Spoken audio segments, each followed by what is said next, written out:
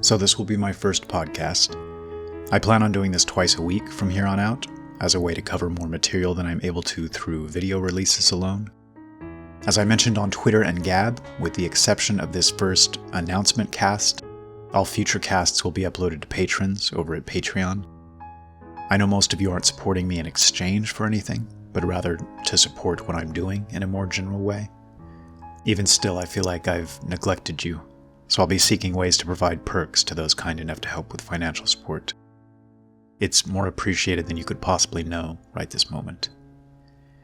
At the same time, I don't want to restrict my work behind a paywall, if at all possible, so I'll be seeking a place to begin uploading most future episodes to make them freely available to all, soon.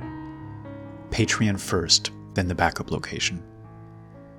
For those with experience in this realm, who might know of an ideal location to host podcast-type format shows, please let me know.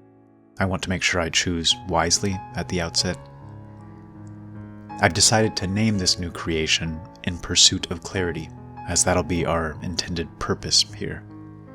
Much like with most of my videos, I'll be attempting to help expel that poison that's so deeply infected our culture, our language, even our very thought processes over the recent decades, to the best of my ability. If you're listening to this and you don't yet know anything about my work, you can expect this podcast to be on the right with regards to the political spectrum, and in some contexts, far right, but hopefully never coming from a place of hatred or spite or pettiness, as the popular caricature might lead you to assume. And in fact, right or far right aren't even the cleanest labels here. I consider myself to be anti-subversive, anti-corruption. I believe in a creator. I believe he's instilled a natural order, a natural balance and harmony that exists throughout nature and the universe. I believe us to be an integral part of this, whether we like it or not, whether we care to recognize it or not. And I resent and reject those forces that seem to be intent on reshaping us into something unnatural and unhealthy. And I've come to view these as forces of chaos, disrupting natural order, obscuring truths and muddying waters. If these ideas bother you, this may not be the place for you. But even in these cases, I appreciate those with the objectivity to listen further. Speaking personally, I like to take in opposing points of view often, and if I listen closely, there's almost always something to glean from them, even if it might not be what the speaker intended. So enough prelude, on to the subject at hand. I'm going to refer to these casts as episodes, and this episode will be titled On the Importance of Pulling Back to a Broader Perspective. It's difficult to stress just how important this is, as one seeks to understand the world and develop a worldview accordingly. My goal here will be to explain just why this is so important. We live in an age and culture increasingly dominated by reductionists and reductionism, in which we try to break everything down to its smallest constituent part to best understand it. And this doesn't just apply to our scientific endeavors. I like to think the goal of many reductionist thinkers is a noble one, the idea that we'll analyze everything as minutely as we're able to attain the greatest possible clarity, the most comprehensive understanding of the thing being analyzed. But ironically, in practice, reductionism tends to do the exact opposite. We end up forgetting the forest for the trees. In our obsessive desire to consider and chart and map and discuss every last atom within the tree bark, we often forget that we're dealing with a tree in a sprawling forest, on a planet within a solar system, within a universe. This reductionist trend affects our language, our understanding of ourselves and history, even our manner of thinking and processing the world, much more deeply than we might realize. Gone are the days of old in which the great bards of the Western tradition would recount myths and stories with deep archetypal meaning, wise and lofty words that would help provide order and clarity and a root-level understanding of the world around us. Men who realized the details of stories are practically meaningless, but the broader picture, the archetypes and their interplay, were all important. These point towards a larger, more powerful, and more meaningful reality, one which can only be echoed and hinted at via symbolism and analogy and metaphor. There's a reason Jesus spoke in parables and didn't dryly recount a list of facts. Voltaire once said, "Details that lead to nothing are to history what baggage is to an army. Impedimenta. We must look at things in the large for the very reason that the human mind is so small and sinks under the weight of minutiae." We now live in an age replete with baggage, an age in which we've become obsessed with facts as the arbiters of reality. And it's important that we differentiate here between facts and truth, as these are two very different things. In any argument or debate, both sides will bring their own set of facts to the table, those that best support the argument they're attempting to make. In the immigration debate, for example, one side may point to facts indicating increased crime rates, a decreased quality of life, and community cohesiveness.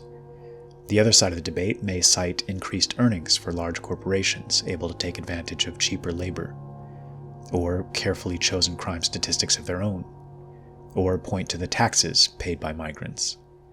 Both of these are fact pictures. Both could be considered true, and every side of every argument has them. And this brings us to one of the most powerful tactics used by our absurdly corrupt, controlled press.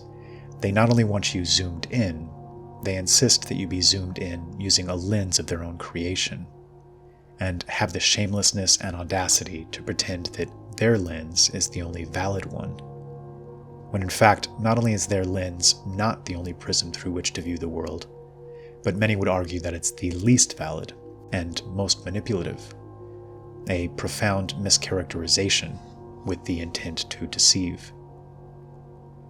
To give a real-world example, let's recall the alternative facts fiasco a short while ago with Kellyanne Conway. In this case, the media laughed and jeered derisively at Kellyanne in an effort to push forward the narrative that they were the only side in possession of facts, and that Conway's facts were actually lies because they ran counter to CNN's. Consider for a moment just how deeply disingenuous and disgusting this is, how manipulative and dishonest and misleading.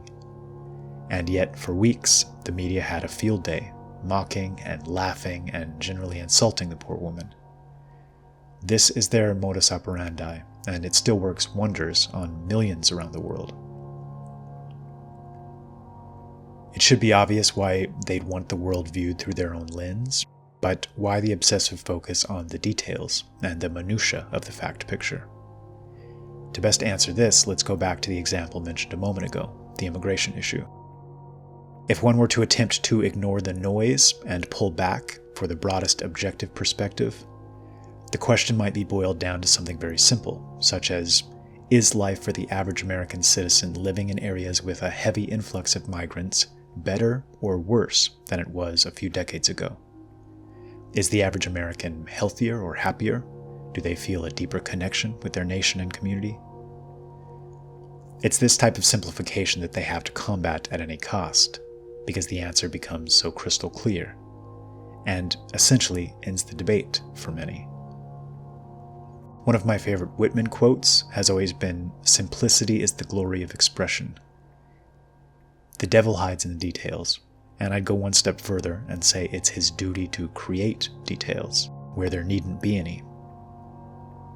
Beware the bespectacled TV pundit seeking to condescendingly explain your world to you.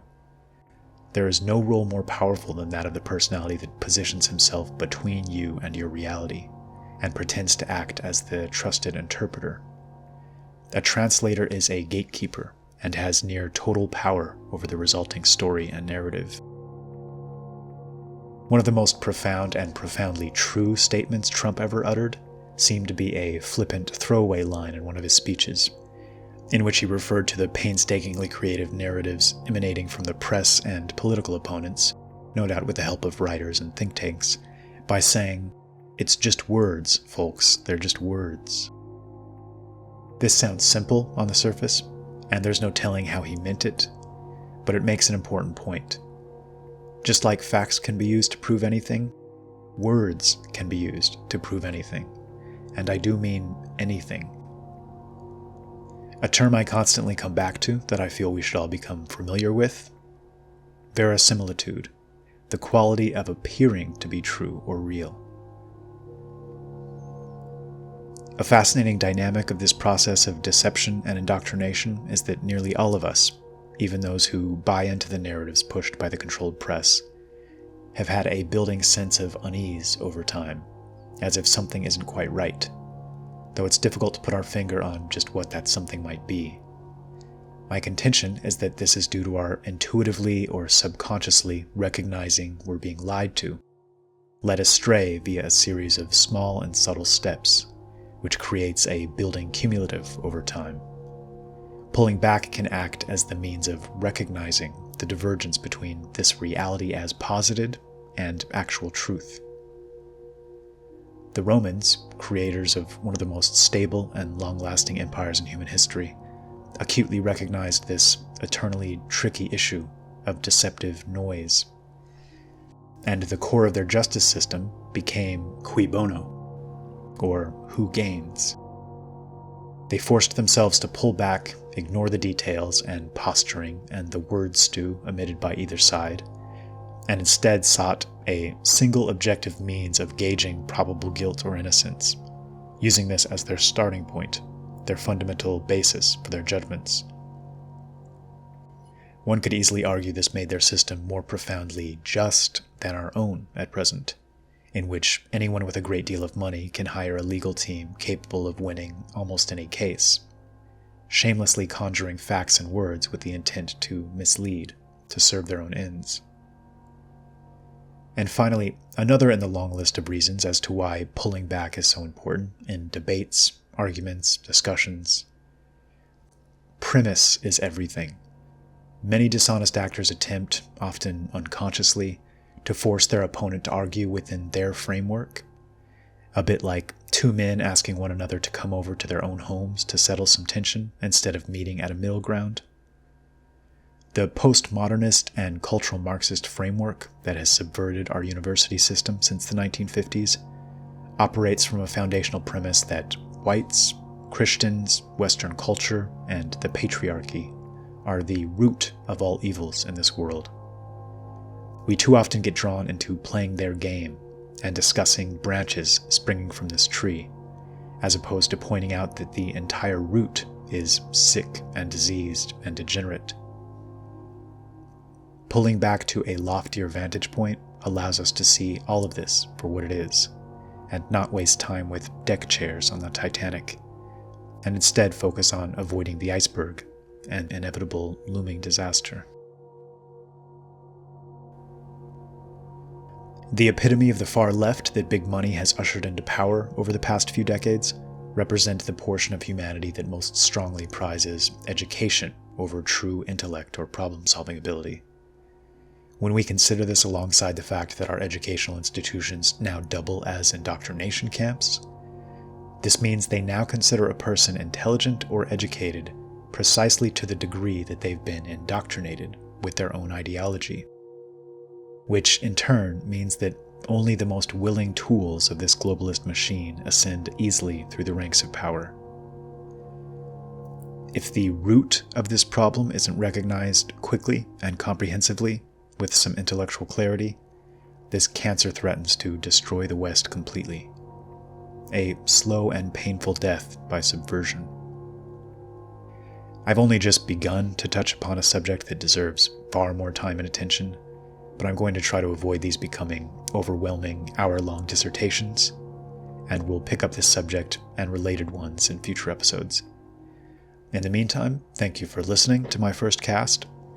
Another heartfelt thank you to those willing to support my creative efforts and quite literally keep the lights on and keep the fridge stocked at the moment.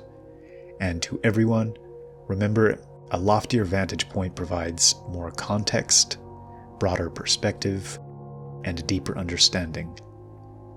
Beware those seeking to pull you back down into the weeds.